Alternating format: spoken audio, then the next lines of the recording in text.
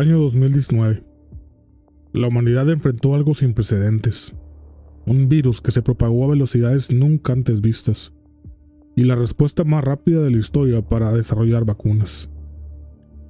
Pero mientras millones de personas recibían estas vacunas, comenzaron a aparecer preguntas inquietantes.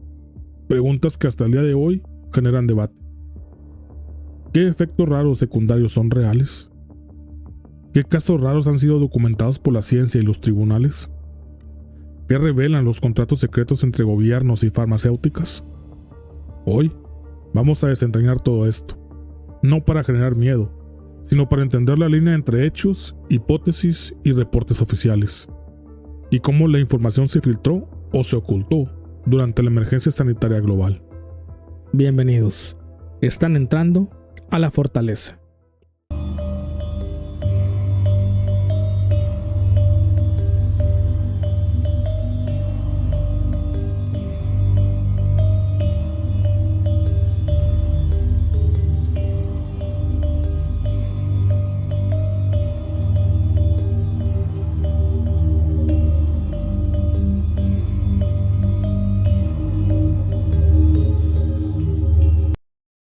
Imaginemos el año 2020. Un virus desconocido paraliza el mundo. Economías enteras se detienen. Hospitales se saturan. La ciencia se enfrenta a un desafío monumental. En menos de un año, surgen las primeras vacunas con autorización de emergencia. Estas vacunas nunca antes se habían desarrollado tan rápido. Los ensayos clínicos fueron acelerados, los protocolos comprimidos y los reguladores tomaron decisiones excepcionales para proteger a la población. Pero el ritmo acelerado generó una inquietud. Algunos expertos se preguntaban si se había sacrificado algo de seguridad. Otros, por el contrario, defendían que los ensayos cumplían los estándares internacionales y que los beneficios superaban con creces los riesgos. Aquí empieza lo intrigante. Mientras la campaña global de vacunación avanzaba, se comenzaron a reportar efectos secundarios. La mayoría eran leves y temporales, como dolor en el brazo, fiebre, fatiga, escalofríos o dolor muscular. Pero también aparecieron reportes de efectos raros y graves, documentados en sistemas de vigilancia y estudios internacionales. ¿Qué ocurre después de la vacuna? Antes de entrar en los casos raros, necesitamos entender cómo funciona la farmacovigilancia. Cuando una persona recibe una vacuna, cualquier síntoma que ocurra después puede ser reportado. Incluso si no hay evidencia de que la vacuna la causó, se vigila cuidadosamente. Por eso, en los sistemas oficiales y sistemas locales en distintos países, se hace la distinción entre evento adverso reportado, algo que ocurrió después de la vacuna, pero no significa necesariamente que la causó. Efecto adverso confirmado. Hay evidencia científica de que la vacuna puede provocarlo. Muchos listados que circulan en internet mezclan ambos, creando confusión y a veces alarma injustificada. Ya en 2021, los sistemas de vigilancia comenzaron a registrar problemas cardíacos y de coagulación muy raros. Por ejemplo, miocarditis y pericarditis, inflamación del músculo y membrana del corazón, principalmente en hombres jóvenes tras vacunas de ARN mensajero como Pfizer y Moderna. Trombosis con trombocitopenia, coágulos sanguíneos raros reportados tras vacunas de vector viral como AstraZeneca. Y mientras estos reportes se acumulaban, los medios y algunos tribunales comenzaron a registrar demandas y reclamaciones legales. Algunas personas alegaban haber sufrido efectos graves, buscando compensación o señalando publicidad engañosa. Aquí, la historia se vuelve más compleja. Las farmacéuticas no solo enfrentaban reportes médicos y demandas, sino también contratos confidenciales con gobiernos que incluían cláusulas de indemnidad. En términos simples, en caso de efectos adversos graves, muchos gobiernos acordaron cubrir los costos legales, protegiendo a las empresas de litigios directos. Esto generó debates éticos y legales que aún hoy resuenan en todo el mundo. Entre 2020 y 2025 se vivieron episodios que marcaron la percepción pública. 2020, desarrollo acelerado y autorizaciones de emergencia. 2021, coágulos raros con AstraZeneca y debate sobre mandatos. 2022, publicación de documentos regulatorios por la FDA. 2023, investigaciones del Congreso de Estados Unidos sobre el manejo de la pandemia. 2024, demandas estatales con Pfizer. Demandas colectivas en Reino Unido por coágulos. 2025, investigaciones sobre el síndrome postvacuna o long-vax.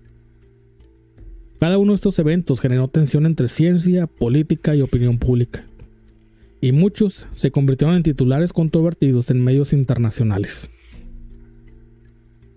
Hemos visto cómo surgieron las vacunas en tiempo récord, los sistemas de vigilancia que registraron efectos secundarios y los primeros indicios de controversia legal y mediática.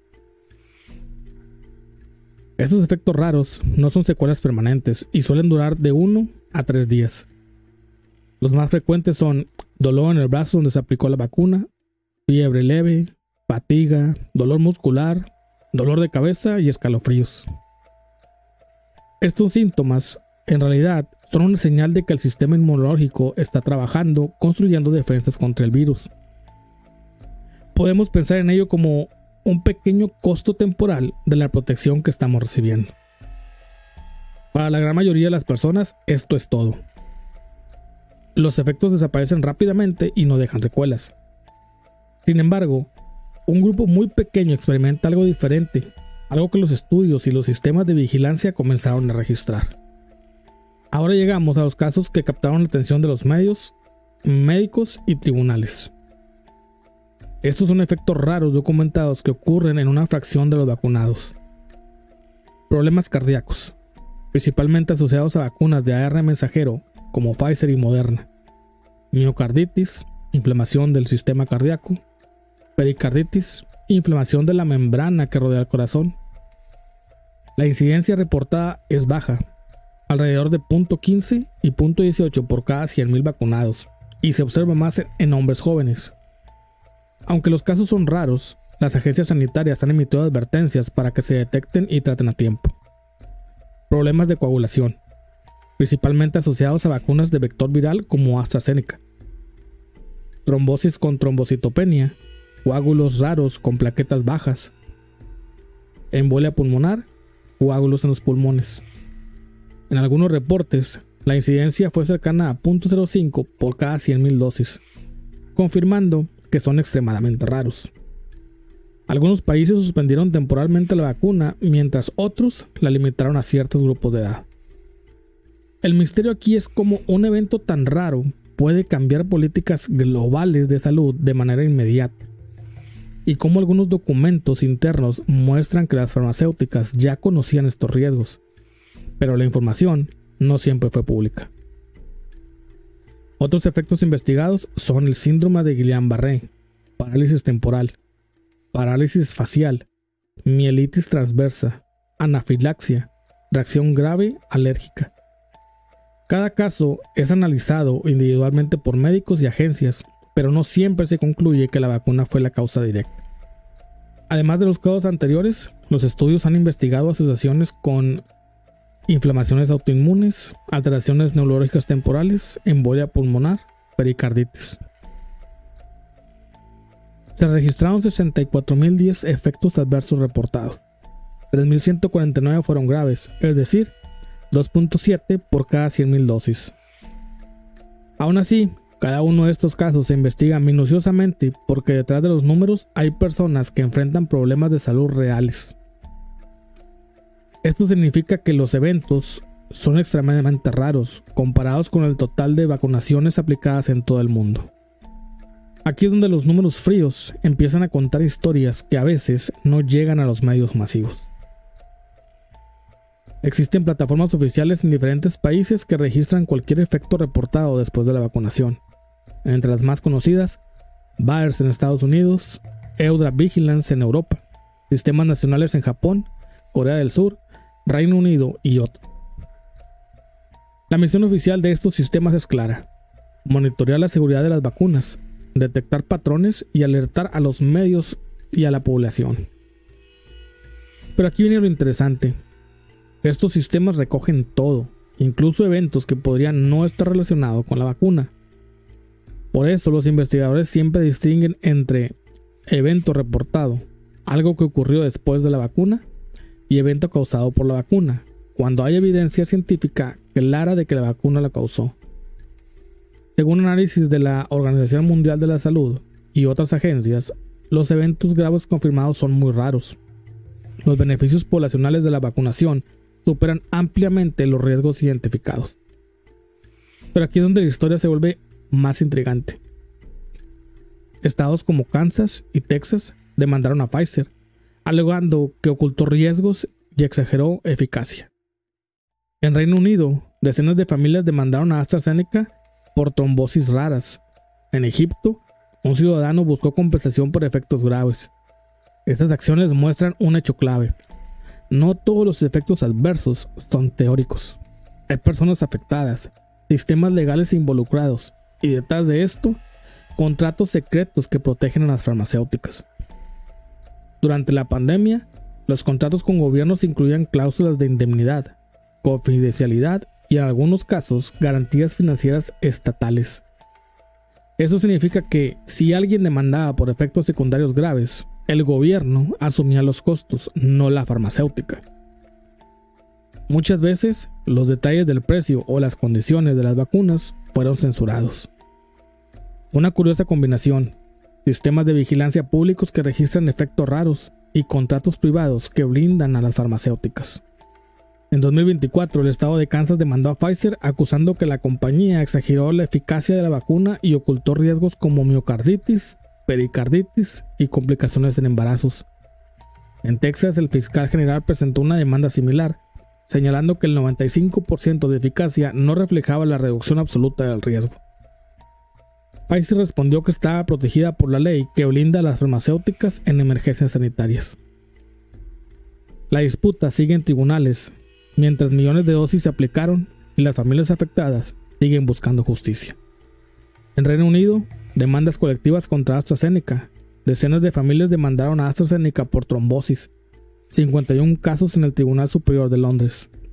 Valor total de las reclamaciones, hasta $125 millones. Algunas demandas incluyeron familias de personas fallecidas tras complicaciones. La farmacéutica admitió en documentos judiciales que, en casos extremadamente raros, su vacuna podría causar estos coágulos, algo que ya estaba documentado en estudios médicos y reportes regulatorios. En Egipto, una demanda por 3 millones de libras egipcias contra AstraZeneca por efectos adversos graves. En Europa, múltiples demandas colectivas contra AstraZeneca por coágulos y daño neurológico. Patente y disputas entre farmacéuticas, Biotech versus Moderna y Moderna versus Pfizer. Casos de propiedad intelectual. Entre juicios, contratos confidenciales y declaraciones oficiales se forma un patrón. Las farmacéuticas tienen protección legal, pero las personas afectadas deben pasar por tribunales o programas gubernamentales para obtener compensación. Como resultado de estas protecciones legales, muchos países crearon programas especiales para indemnizar a afectados. Estos programas permiten compensación sin necesidad de demostrar negligencia, solo relación probable con la vacuna. Algunos incluso permiten pagos de hasta 120,000 euros. Entre los casos más impactantes, un joven de 26 años en el Reino Unido murió 2 semanas después de recibir la vacuna AstraZeneca, con coágulos en el cerebro. La familia demandó por falta de advertencia. Más de 80 familias en Reino Unido, síndrome postvacuna, con coágulos, niveles muy bajos de plaquetas, daño cerebral, discapacidad permanente o muerte. Pagos oficiales en el Reino Unido, cerca de 100 personas indemnizadas. Total pagado superior a 11.5 millones de euros. 167.532 solicitudes de compensación en 14 países. 38.658 aprobadas tras revisión médica. Estos números muestran que el fenómeno existe, aunque es muy raro en relación con millones de dosis administradas. Y aquí surge la pregunta: ¿por qué las farmacéuticas exigen protección legal y confidencialidad si los casos graves son estrictamente mínimos? Ahora llegamos a lo que casi nadie explica: el long vax o síndrome postvacuna. Algunas personas reportan síntomas persistentes por meses, fatiga extrema, brain fog o niebla mental, palpitaciones, intolerancia al ejercicio, dolor muscular, mareos y problemas neurológicos. Estudios de la Universidad de Yale muestran que muchos síntomas aparecen pocos días después de la vacunación. Algunos pacientes reportan discapacidad funcional significativa. La relación con la vacuna aún no está científicamente confirmada, pero se sigue investigando. Algunos reportes sugieren posible vínculo con POTS o el síndrome de taquicardia postural ortostática, con aumento del ritmo cardíaco al ponerse de pie, fatiga crónica y desmayos. Esto abre un nuevo capítulo en la historia. Síntomas prolongados que no encajan en estadísticas oficiales y donde los pacientes luchan por ser escuchados. Lo que emerge aquí es un patrón inquietante, un equilibrio entre transparencia pública y contratos confidenciales, entre protección legal de las farmacéuticas y la búsqueda de justicia por los afectados. Y aún queda más por explorar. Documentos internos de farmacéuticas, cláusulas de contratos, precios ocultos y la cronología completa de controversias entre 2020 y 2025. Ahora es el momento de abrir otro capítulo que pocos medios explican. Los contratos que los gobiernos firmaron con las farmacéuticas y cómo estas cláusulas afectaron a millones de personas. Cláusulas de indemnidad. Si algo sale mal, no es nuestra culpa. Durante la pandemia se filtraron documentos de contratos de Pfizer, Moderna y AstraZeneca en diferentes países. Una cláusula repetida era la indemnidad legal. Si alguien demandaba por efectos graves de la vacuna, el gobierno debía asumir los costos, no la farmacéutica. Ejemplo, República Dominicana afirmó que debía indemnizar, defender y mantener libre de responsabilidad a Pfizer y a sus afiliadas frente a las reclamaciones derivadas de la vacuna. Esto incluía cualquier reclamación relacionada con desarrollo, fabricación, distribución, administración. Es decir, millones de personas podrían sufrir efectos adversos raros, pero legalmente las farmacéuticas estaban blindadas contra demandas civiles. Además de la indemnidad, varios contratos incluían exoneración directa de responsabilidad civil. Brasil aceptó que Pfizer no será responsable de los efectos raros graves. Justificación oficial: vacunas desarrolladas rápidamente durante una emergencia global. Pero la realidad es que estas cláusulas protegían a las farmacéuticas de posibles multimillonarias demandas colectivas. Y mientras los gobiernos firmaban estas cláusulas, millones de ciudadanos ni siquiera sabían del riesgo legal oculto tras cada dosis. Otro detalle inquietante: la mayoría de los contratos eran confidenciales. Solo alrededor del 7% de los contratos se hicieron públicos, casi todos con partes censuradas. Los gobiernos no podían revelar precios por dosis ni detalle de negociación. Algunos países pagaron mucho más por la misma vacuna que otros, pero esto nunca se hizo público. Esto plantea preguntas claras. ¿Por qué tanta opacidad en un asunto que afecta a la salud pública mundial? Las farmacéuticas argumentaron información comercial sensible, pero la falta de transparencia generó críticas globales. En América Latina los contratos eran aún más estrictos.